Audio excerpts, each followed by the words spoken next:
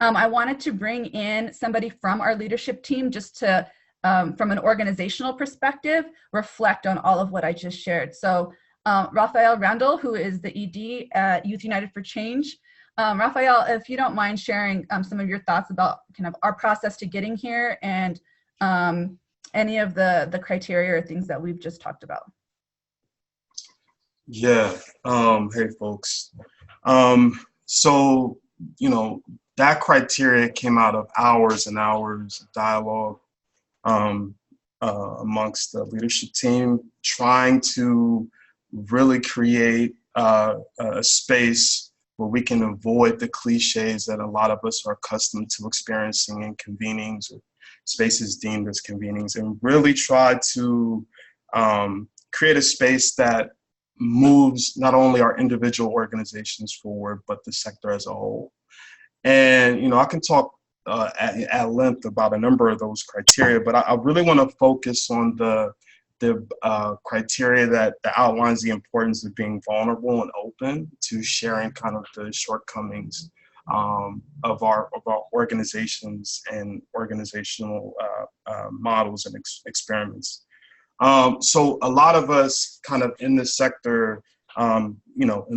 at YUC, we've been wrestling with this for years, but a lot of us in this sector have really been trained by the nonprofit industrial complex to always put our best face forward, to participate in a dog and pony show as a method to keep these organizations, which have real importance to our specific communities and groups,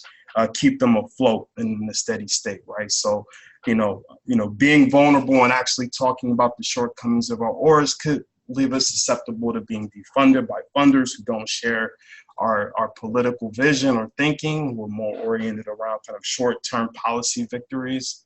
And I just think also too, from a social and emotional aspect, it's really hard to be open and vulnerable because sometimes that can reveal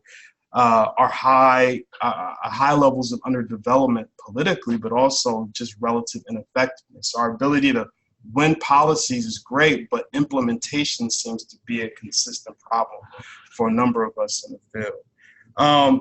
However, if you look at it in contrast, right, this tenuous relationship to vulnerability and being open about weaknesses actually flies in the face of practices that we've seen carried out by revolutionary leaders and projects around the world throughout history, who placed a high premium on concrete analysis and actually being real about our weaknesses as a means to correct them and continue to advance forward. And so if we're really serious about power, and we're really serious about honoring those ancestors and kind of mimicking in certain ways their paths to victories, then it's important that we take a different orientation towards vulnerability and step into that. If we're to ever build not just viable individual left